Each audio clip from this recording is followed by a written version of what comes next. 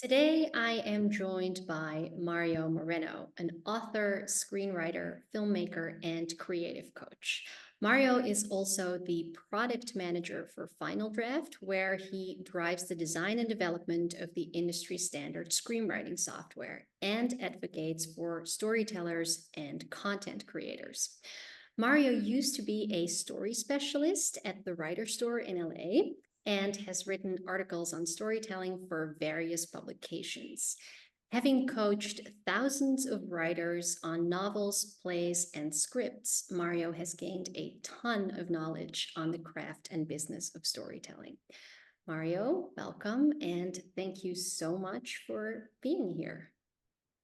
Thank you so much for having me. I don't have all multi-hyphenates tell their stories in a chronological order, but I think that in your case, it makes sense to start at the beginning. You're always a creative person. You're the grandson of a Cuban band leader, and you used to dream of playing bass. But then early on in life, something happened that shook your world to its foundations. And I think that that's the reason why you became a writer. So do you want to tell me a little bit about that? Sure. Yeah, it definitely was like the first big piece that fell into place in terms of what I ended up doing. What happened then was basically that my father went to prison for what turned out to be a fairly big scandal in its time, which linked my dad's company to the White House and also aspects of the mob or those elements. And so he went to prison for a couple of years. And my mother fled with me to Miami. So I kind of almost from one day to another just ended up in a different state, in a different house with mostly different people around me, and didn't know what was going on for a couple of years, actually. I finally went back to New York. My mom turned around one day and said, "You should know your dad's in prison and we're separated. Any questions?" I did see him there. And then when he got out, I was upset at him and he took me to eat. And I think he was trying to break the ice. We also had always connected on movies. And he said, "Hollywood's circling this, trying to make a movie." And kind of got me in a movie conversation. He said, "But I don't think they'll ever be able to make it because it's too complicated and there's too many characters and all that." And I just said to him, "Well, if they don't make it, I will." And that's what kicked it all off. And uh that was about 34 years ago. That you basically decided to be a writer. That must have been very impactful. So, I mean, the conversation with your dad basically spurred you to become a writer, right? Is it true that the events that led up to that conversation played a role in you becoming a storyteller? The storytelling was around all the time. So it was that and more. My mother was always telling stories. She had her own epic story to tell, and she was the first storyteller I would listen to. And then she would also talk a lot about my dad and my dad's adventures, because she would be the recipient of them. And they would be working late a lot and I wouldn't see him every day, like to be able to hear about his day. So she kind of told me all these stories and I saw this world, and that kind of led me to the interest, because I was like into GI Joe and things like that. And then I would meet army generals and they would tell me, "Your dad builds the things that your GI Joes use." And so it was like really kind of connected to almost like this mythology that I kind of had in my mind. And when it took this sudden turn, I almost felt even like I was in a Truman Show or something, like it's this bizarro universe. Those aspects of storytelling were kind of always there and they were just evolving. Once he kind of put the image in my mind of like, this could be a story, that kind of lit up in my mind like a screen. You're working on a story about your parents. Is it a book? Is it a screenplay? What kind of medium? It's in my Yes, in a way, it's kind of a hybrid of both. It was a feature. It's been a pilot. It's been an episode 2. It's been a series Bible. It's been around town at different times. It helped me get work over the years as a writing sample. It was my calling card after I was in a writing team. It became my one of my calling cards individual writer. And now yeah, I'm adapting it into a book, and who knows what other mediums it'll find its way to. It's just a story that I always get excited to tell. We are going to talk about the many mediums that you have used to tell your stories and are using at the moment. Let's go to your college years. In college, you gained experience writing, producing, directing, and editing short films. So you were never just a writer. You adopted a broad view of storytelling early on, I think. So was that a creative choice? Was it you exploring the options, or did you just not want to put all your eggs in one basket? It's a great question. It was organic. It was the mix of all the mediums that were around me as a kid. My brothers were musicians. My mom was telling stories all the time. My dad was a film buff. I had poor scores in English in school, and especially like in elementary. They actually held me back from going to first grade because they thought I was so far behind. And so he had made it a project even before he went to prison of kind of helping me become a better reader. So when he got out, the thing that we would do most often is either go to the movies or go to the bookstore. And at the bookstore, he would get me a lot of film books, but he would also get me any novels I wanted, even if they were adult novels. So I was kind of developing the feature and the novel stuff together, and even poetry. Like he got me like a Shakespeare's greatest hits, like a little hardcover book that I loved that I used to take to fourth grade with me. So all this stuff was always there together. Then in high school, I ended up taking photography and theater for like 3 or 4 years each. So those were my two electives the whole time kind of going up. So I always saw them all as related and really part of kind of a greater thing of storytelling, which is, I think, really what I am underneath it all, is just a storyteller. Yeah. Yeah, I love that. I also think that, especially in the era of the multi-hyphenate, which is what we've titled this series, there's no such thing as just being a writer, just being a director. I mean, it exists, but I think you're limiting yourself and your options. It's good to explore your own capabilities. I think we're capable of a lot more than we think. You said you decided to tell your father's story. You also were upset with him for a little while. You deciding to tell his story, has that brought you guys closer together again? Has it been cathartic in a way? Oh yeah. Yeah. And really him just even helping me try to get into a position where I felt I could tell it brought us together. Those days going to the movies and to the bookstores, and then eventually when my little sister got old enough, us taking her along for these things, those are still some of my most treasured memories. We grew together. I had my rebellious years as a teenager. A lot of that was also driven by just wanting to experience my own adventures so I could write about them. But we got together, and I talked to him all the time, and we have a good bond. I'm thankful for that too.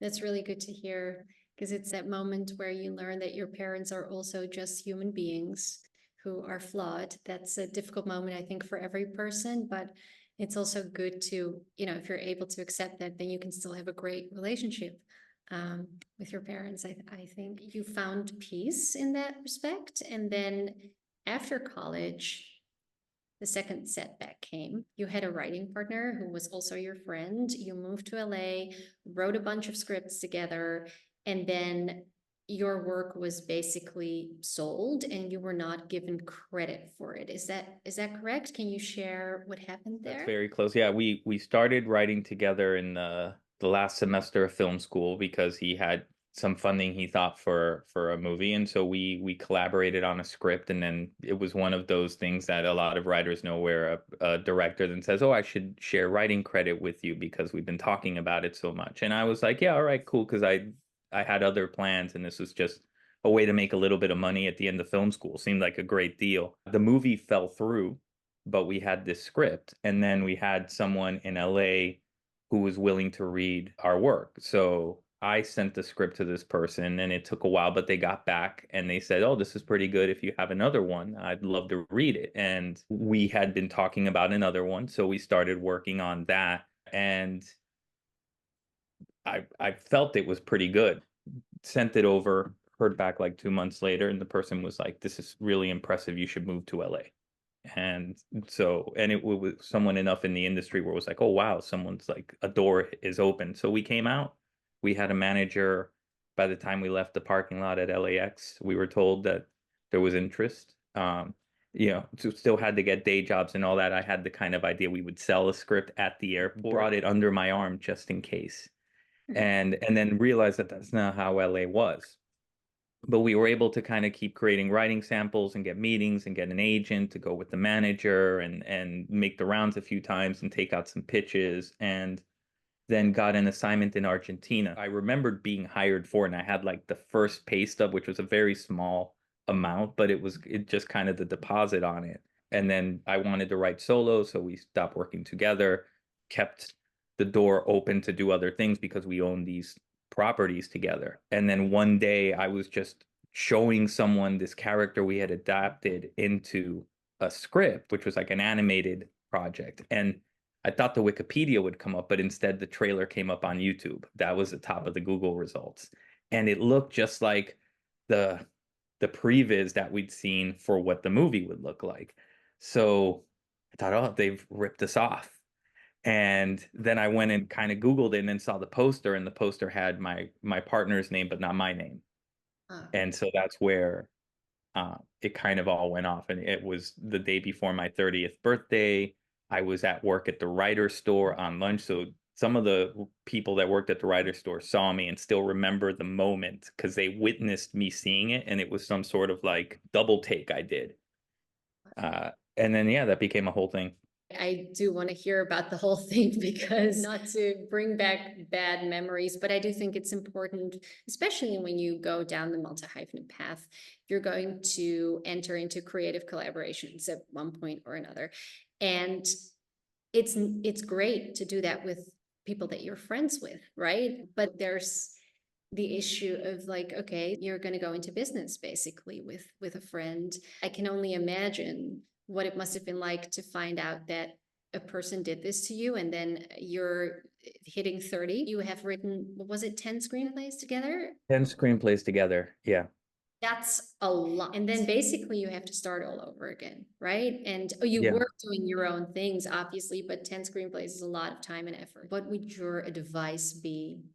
And also, like, what happened next? Oh wow. Well, so what happened next was the fallout of like contacting the manager. The manager reaches out because she's still representing both of us individually and together, and suddenly she's not getting responses either. So now it's like, oh wow, we've been ghosted. Agent, same thing. So now all of us here in LA are like, what has happened here? It's an international case because the production's overseas.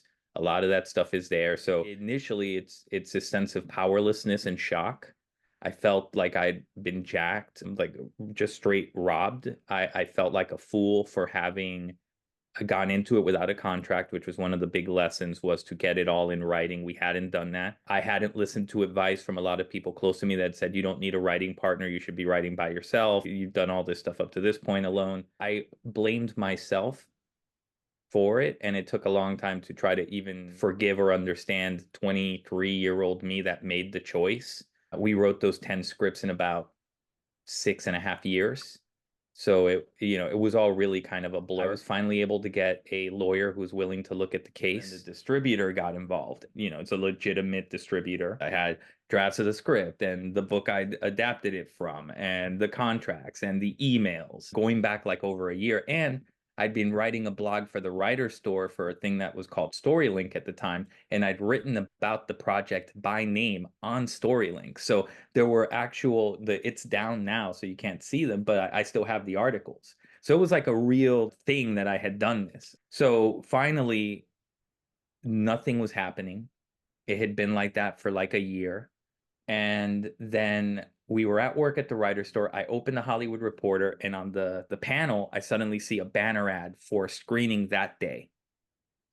And it was in LA, and I thought I was hallucinating. And then another one of our team of writers, our community who worked at the writer store also, she was standing next to me and she said, what if you post it on social media? What if you actually just come out and let people know that this thing happened?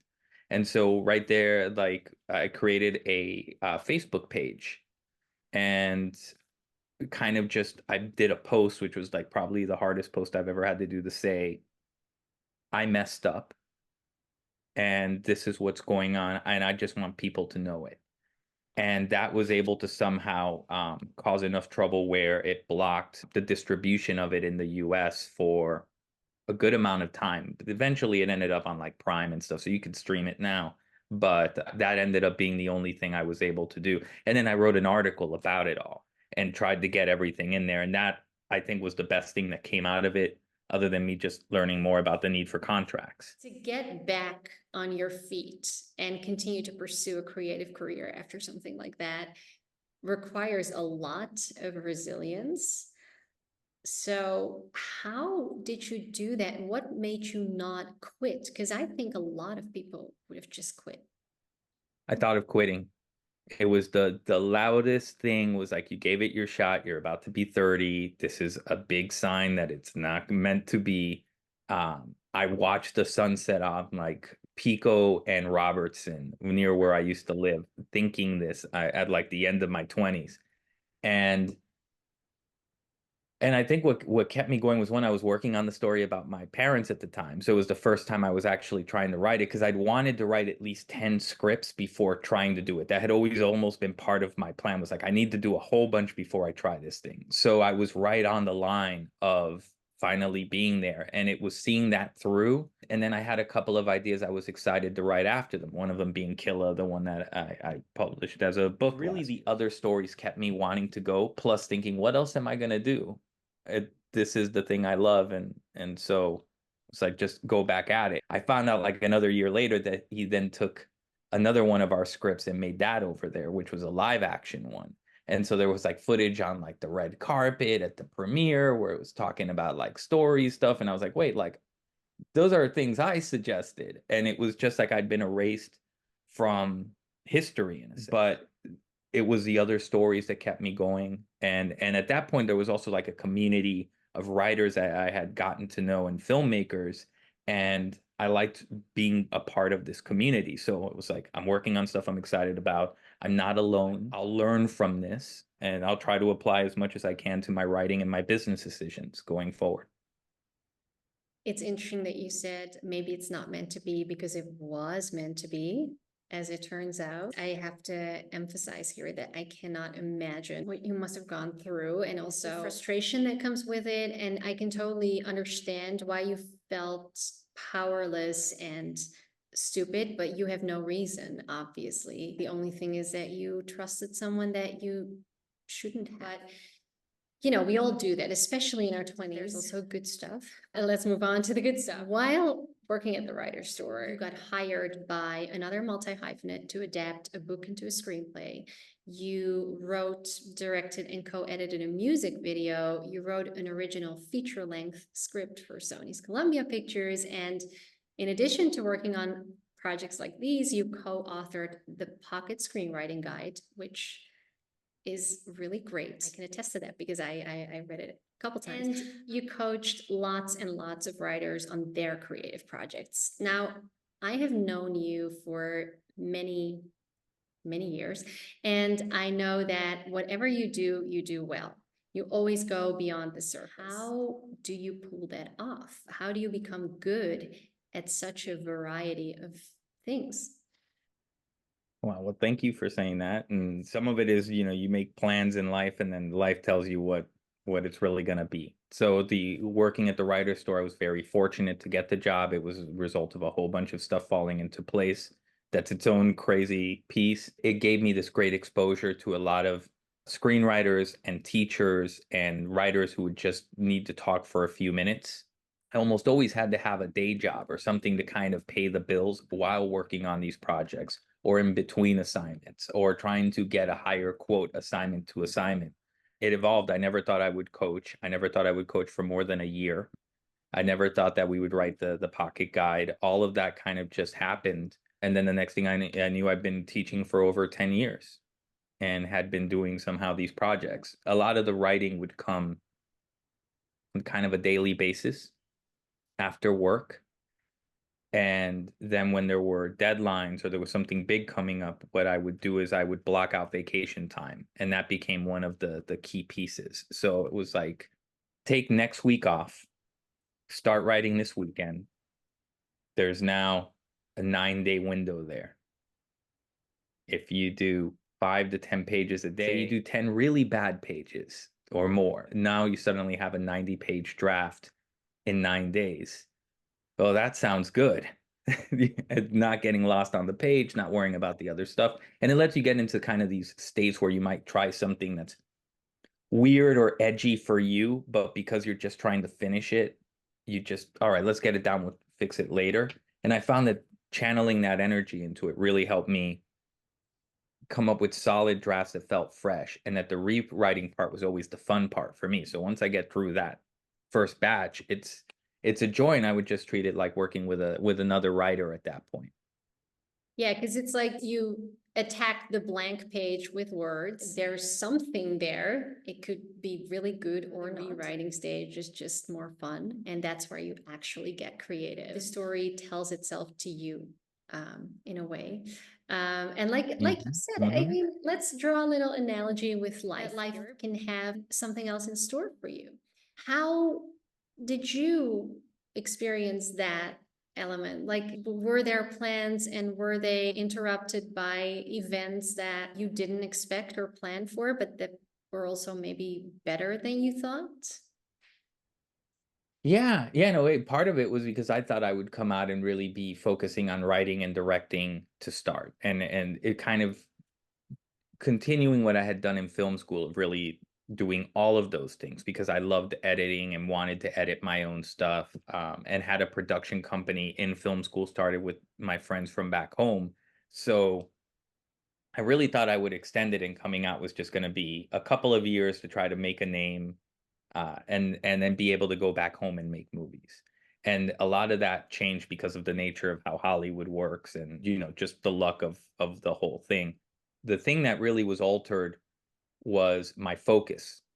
So it went from, oh, I'm trying to do all these things, to I can only do one all the time as my main thing, and all the others have to be extensions of it. But I have like I can't raise the money to make a movie right now, and I don't have the time in the day to make a movie working a 9 to 5. And I was working at like a bookstore in Century City before I went to the writer's store. So there was always like a gig, but I could write every night, and I could control the writing. Like I could write whatever came to mind, even if it was something really expensive I couldn't shoot. And so I thought, well, if I become a better writer, it'll only make me a better director also. So that was one of the first changes, was kind of saying, oh, and the writing is really the most important piece to me, even though I might have thought it was directing if you would have asked me when I was like in high school. Yeah. So it was basically a practical decision, but then turned you into a better storyteller, is what? Yeah. Yeah. But that's an interesting take, because I've been talking to quite some multi-hyphenates, and this is a unique take. I haven't heard this one before.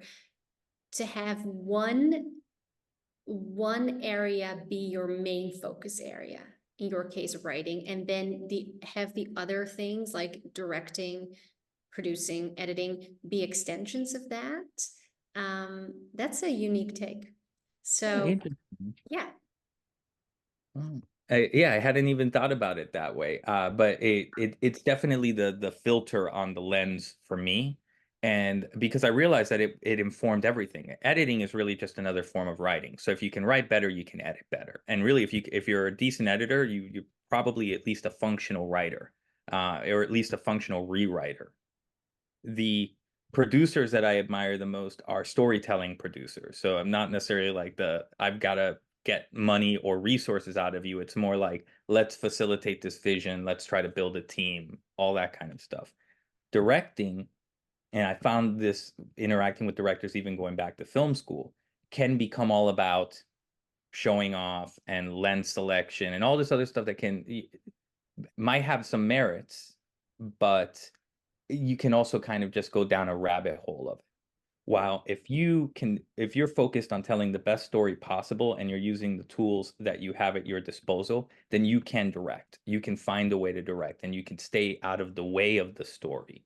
And then you could still create beautiful camera moves and transitions and everything else that goes into that, and kind of think in sense of production design and cinematography and performance. But at the end of the day, it's all storytelling. The blocking of the actors is storytelling. The staging is storytelling.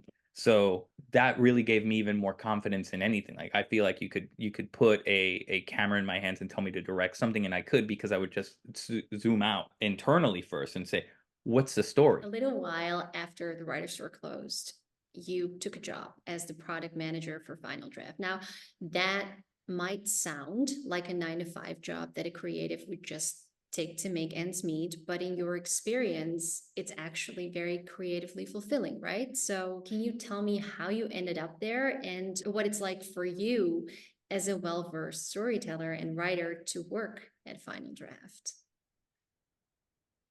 Oh, well, yeah, it came from having moved up professionally, getting into the Writers Guild, doing assignments, and then developing other projects, which is what you spend a lot of your time as a writer doing, that are supposed to lead to assignments. So now you have a director attached, you have a producer, there's some kind of idea that you're tasked to shape, and then you're working with them on this project. And then there's another one similar, but unrelated, and then there's another one. And so you're basically juggling all of these projects that you're trying to move forward. You're hoping they all move forward. It's possible none of them move forward. And I was doing that and thought for a while I was living a part of my dream. It's like I'm writing professionally in LA. I'm getting to work with people I respect. These projects are interesting to me, all of that. I realized that I hadn't worked on anything that I was passionate about for a few years, and that the stuff that I'd written that had been the calling cards that had helped me get to this position weren't being pushed forward just because they weren't the projects that had a package built around them.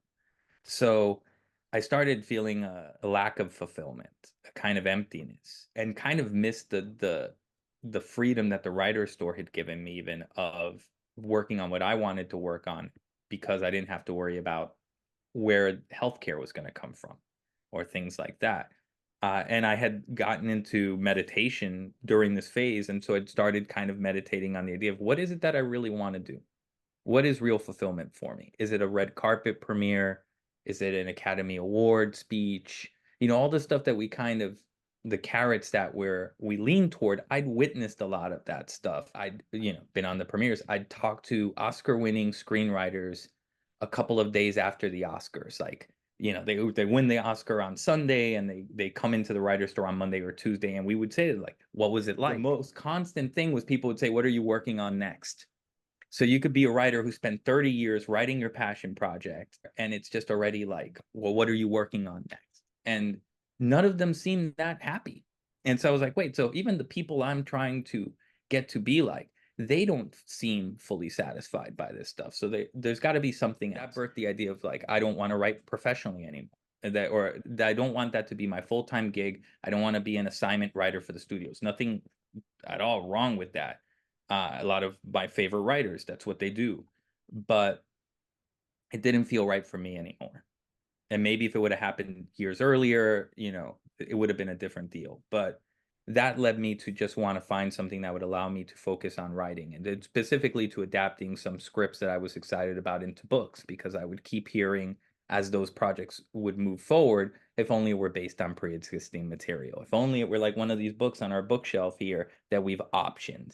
And so I thought, well, why don't I just make it to pre-existing material then? So all that was kind of falling into place. And then my friend Anthony, who I co-wrote the Pocket Guide with, was the one who was like, why don't you reach out to Final Draft and just see if they have anything? And I was very kind of hesitant. I really didn't want to get rejected, and I didn't know if they'd have a place for me. And I reached out, and then they took me on fairly quickly, and it wasn't to be product manager. That was filled by another friend of mine who I'd known from writers groups for years, and who's very good at his job and my age. So I thought, I'm never getting that job, but that's the coolest job at the company, I thought. And I worked the phones for a few months, because that's how everyone has to come in. And it was just like going back to the writer's store, because I'd done that for many years. At the writer, it was a lot of the same people I was talking to, even, and helping them the same way. And then I got promoted, and I was in QA, which is basically testing the program. And that was a lot of fun, because you're also writing. So you're just trying to see where does it not feel right, and you're testing different behaviors and stuff. But I had a kind of a writing rebirth in that period, because I was so dried out from the other stuff I'd lost my passion for even watching movies for a while, and it took a bunch of stuff to build that back up. But then in this phase, I was suddenly like inspired again, getting a bunch of writing, and then my friend who was the product manager got promoted to another role in the company, and he recommended me. And so I did a long period of training where I was being mentored by other people that had the role and a lot of the team members who are super knowledgeable, and then eventually I was tasked with being the product manager, which is different at every company. The way that it's always been equated to me at Final Draft is kind of being like the director of a movie. So there's still the studio, there's still different levels of producers you're dealing with. You still have, writers and actors in a sense. Say the actors are the QAs and the writers are the engineers, and there are all these other departments you have to consider: marketing, sales, tech.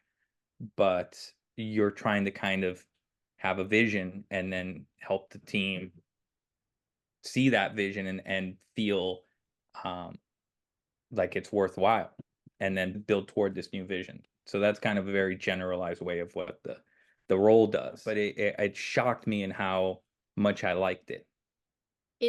I think it's very enlightening for people to know this, because I think that especially younger writers always have this idea, this all or nothing idea. Like, I have to be a full-time writer or I have to give up.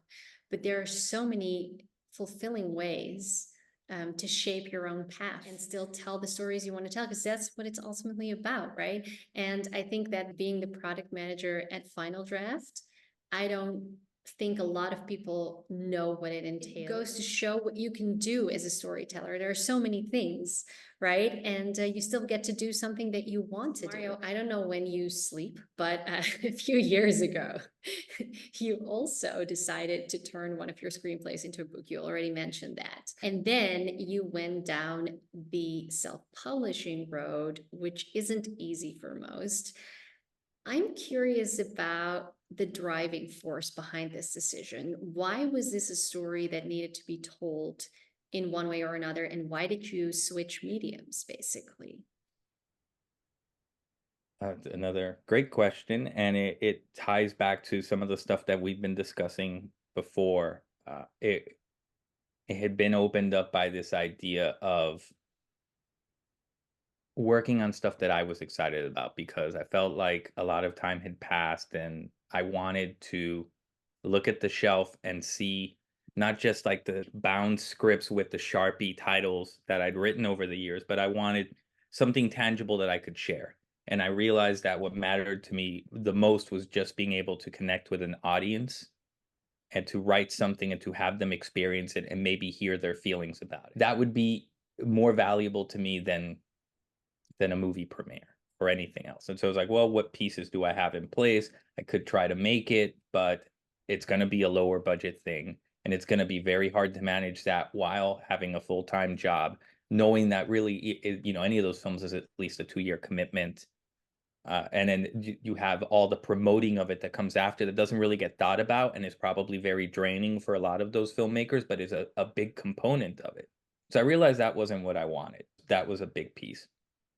And then the kind of baggage from years of what we used to call the water bottle tour, which was just going to a lot of meetings and accepting the bottle of water that they offer you at the offices.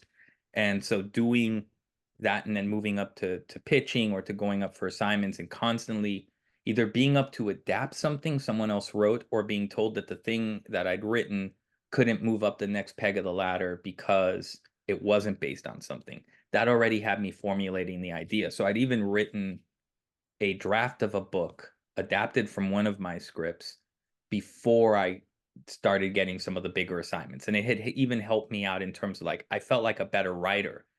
I felt like a better screenwriter after having written the book. I had more perspective on the differences between them. I'd had to generate an absurd amount of words that would be many, many screenplays worth, which used to feel more intimidating to fill up, even after having done a bunch. And then suddenly when I returned to screenwriting, I was like faster, more willing to jump around in time, more willing to kind of push scenes into weird edges and then find where the characters would kind of take us. Everything just became easier to see. It was almost like I had wider perspective. I wasn't locked on the script page as much as I love how a script page looks. And so that kind of motivated me to want to go back. So even when I was doing some of the assignments, I was like, oh, this might work as a book, or I wonder how I would treat this if it were a book. The stuff at Final Draft helped also because one is it reminded me again that all of these forms of storytelling, even including building a software product, are all really the same underneath the hood. It is storytelling, and it's really at the end of the day about empathy. And so I started really obsessing about empathy and wanting to tell stories that would maybe elicit feelings of understanding for ourselves that we're not so alone, or to just make us give a little bit more leeway to people we disagree with or don't understand. Just kind of have our hearts more open to each other. It's just it came out of like a lot of these setbacks and then looking at like, well, what is life and what do I want from it? And so that all led to kind of wanting to adapt the scripts into books. It's the long version of it, but it was like all these things kind of built up over many years. And my wife would always say like, "Oh, why don't you just write a book? Or you've been saying you're going to write a book for years. Why don't you already write?" There was a chorus saying you should do this, and it was just my fear of stepping into the unknown and then sharing that with the world and potentially having everyone, you know, say, why did you do this? That gave me the pause. I'm very glad I did it. And again, I leveraged a lot of the stuff like I just learned about like project management at Final Draft a lot because it's such an important component of what we do. And I was then started applying that to my writing routine and to how to deal with all the big pieces of self-publishing. Well, you need a company that self-publishes, and you need to have the ISBNs, which are the ID numbers that go for the books. But if you get the number and you don't have a company, it goes under your name. So then your publishing company is like your name. But don't you want your publishing company to have like a name that inspires? Well, then you have to do that first. So there's a blocker now. So all those kind of technical things that used to be really intimidating to me after working at Final Draft for a while. We're like, oh, yeah, all right, these are all the pieces. This is the goal. This is what needs to get done. This is the sequence that they should probably be done. And this is how they move through the progression board. It was just like working on another product. I would just do Final Draft during the day, and then I would work on getting the book published at night. That's amazing. And I want to talk about your philosophy of storytelling, but I have to say something about the book first, because the book is told in the style of an epic rap. In certain places, it feels like a present day version of Homer's Odyssey. So you took a major creative risk there. It worked. Was that because you wanted to combine two defining aspects of your creative life, writing and music, or was there another reason why you did that? Both. Was I wanted to do something that had like a musical sense to it because the story was set in the music world. And I was always the frustrated musician. My brothers are musicians. My sister is now a musical artist. That I always wanted to jam with them. So Yeah. there was a part of that. It seemed to fit the story itself, even when it was in a script form. It had some elements of rhyme. I would also rewrite some parts so that they would not rhyme, just so it you know wouldn't feel too much like the script description was like a limerick or anything, but it always had kind of that element of it. And then when I started thinking of adapting it, it was like, what's it look like as a book? So it was just me trying to kind of conceptualize what image I had at the end of this tunnel that I was going to move toward.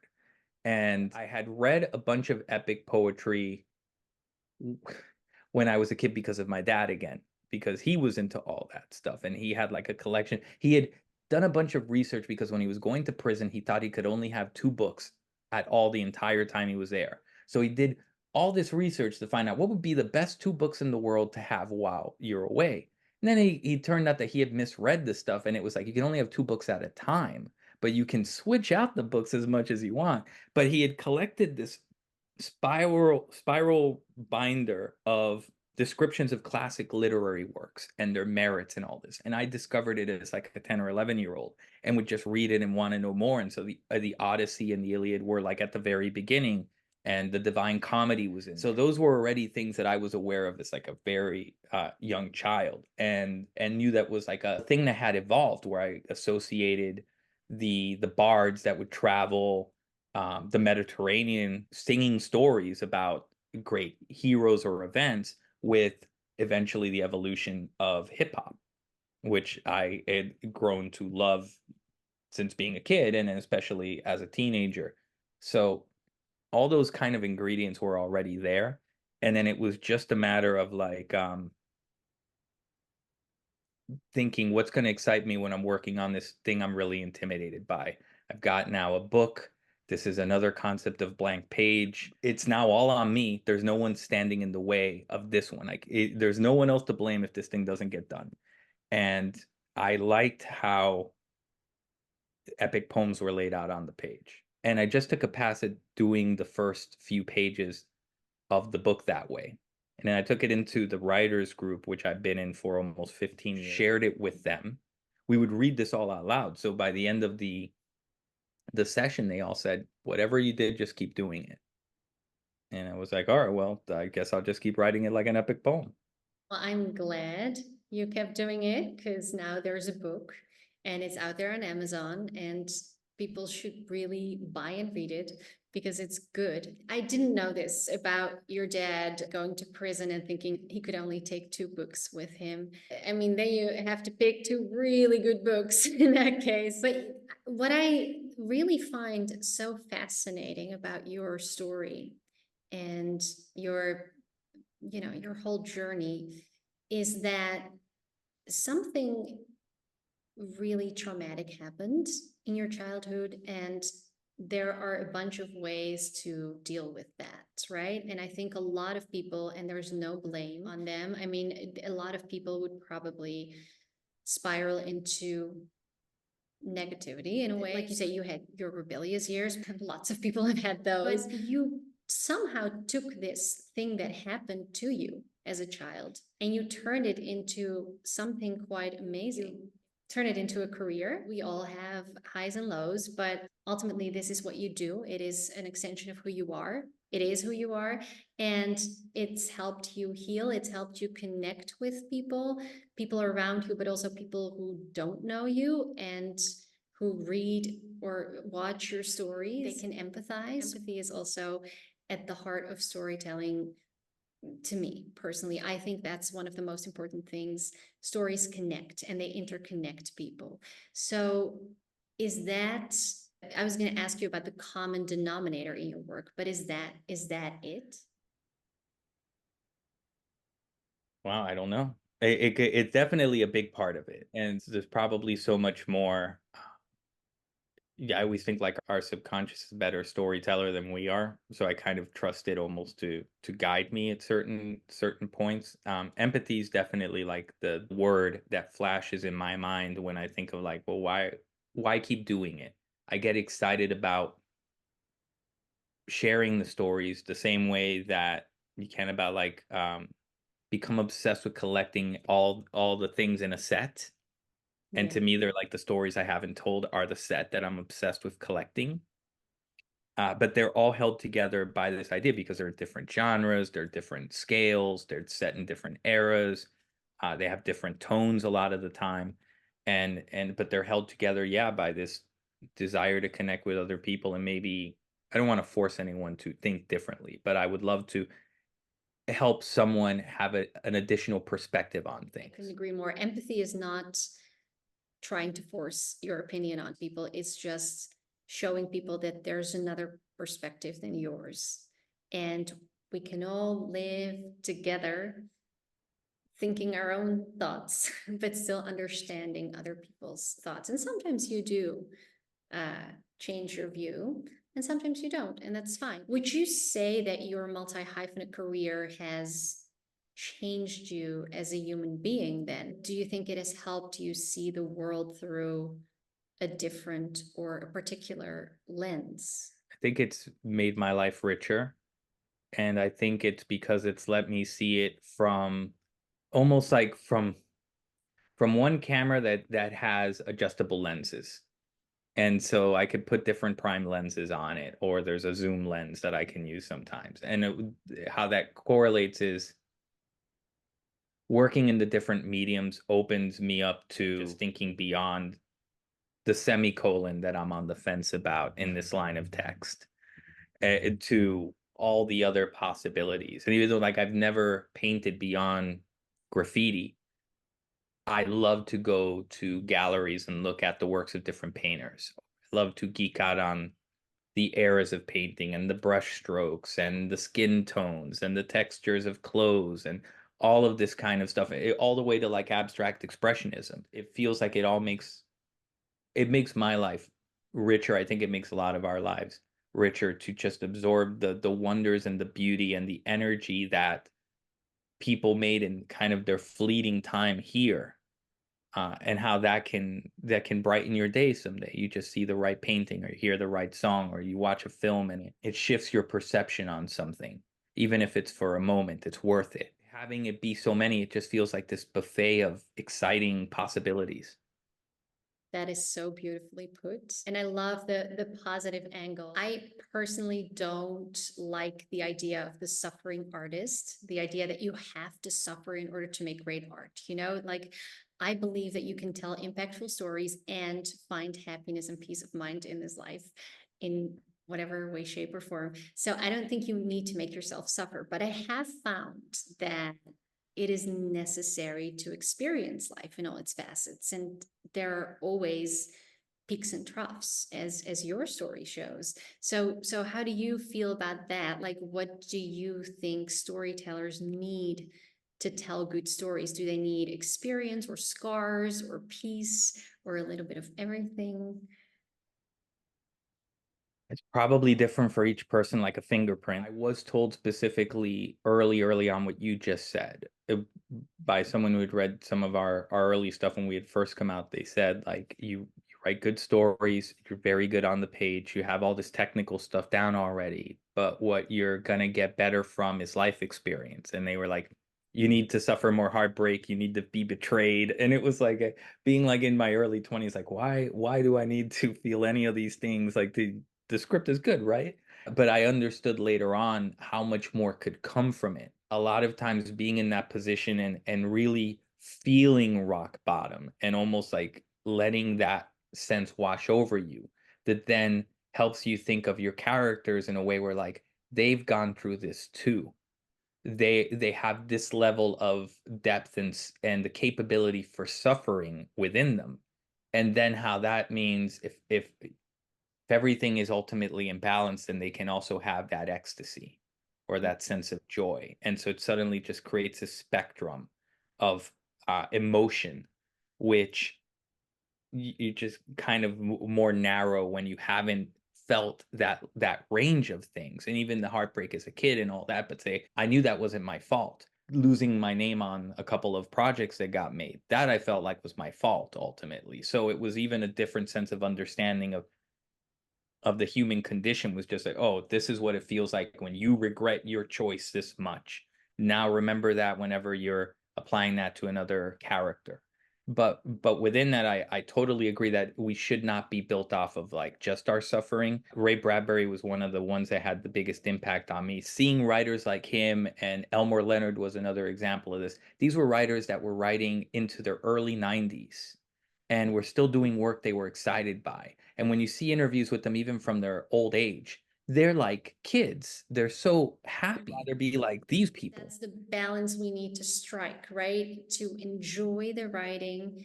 I mean, it is a job and you have to treat it like a job, but also do not lose the joy. You get to call the shots. You don't get to call the shots on everything in life, so you might as well when you're writing your own story, right? If you could give professional storytellers one piece of advice on becoming a multi-hyphenate or a storyteller in general, would that be the advice or would it be something else?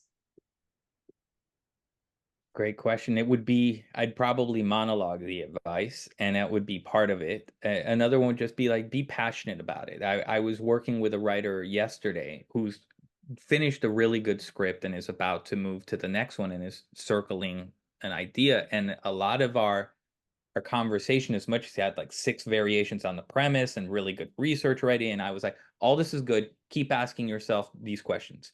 What sparked my desire to work on? What do I want the audience to feel at the end? what would be fun for me to work on that will be act two. And it all really boiled down to, and it kept bringing it back up, like, only put the energy where you really feel there's something that you're compelled to dedicate your energy to above other things, because it's so hard to complete any of this stuff. It's so hard to make it resonate with other people, even if it's technically solid. That I think the intangible layer is our passion and the energy, the life force that we're really channeling toward this thing, because you could be doing anything else in that time. So if you're going to direct something, even if you're doing it on no budget and you're shooting it in 4 hours with one actor, like, you should be really excited about that thing. And if you're not, can you be? And if you can't, is it really the best use of your time? I think that it boils down to what you said before and what's also my philosophy. I tell stories because I can't not do it. Like you said, like when you started thinking, what else should I do? There's nothing else I want to do. You would be capable of doing it, but you don't want to. You have to love this craft. So final question.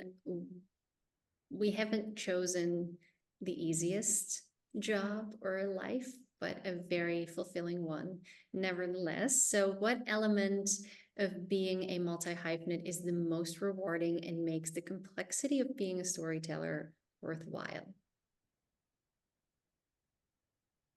Ah, it's so great. It's this connected sequence of events, which is the completion of the creative act plus the sharing of that completed work. And it's got a 3 act structure. So that was 1, 2, and 3 is then any sort of sense that it's even reached one person. And those 3 things together, the beginning, middle, and end of that experience, are what lead me to come back, whether it is releasing the book, whether it's sending a PDF of a script to some other contact in LA, whether it's releasing a new version of Final Draft. It's that experience again and again of putting something together and then sharing it and feeling that connection. Connection is the thing underneath. Empathy is related to this idea of connection, and that in stories, characters are either moving toward or away from connection. So I find that, yeah, that piece that kind of it then moves through the world without us. You're connecting with people beyond remotely. Like, we might be gone, we at some point we will be gone, but the work might still be there. That fills me with joy. That is so beautiful. When you look at all the works throughout history that we are still reading, we mentioned the Odyssey. Society has changed. The faces and the names are different, and they will be different in 50 and 100 and 200 years. But actually, we are kind of like the same. We have changed and we haven't changed at all. And there's this sense of empathy right now, that you create as a storyteller who is alive and who is sharing his story with people who are currently alive. But there's also a sense of empathy that you create throughout time and space. Mario, thank you so much for sharing your story and your experience and for being so open. I think that your honesty can be very cathartic for people, and your insights will be very useful for other storytellers. So thank you very much. Thank you.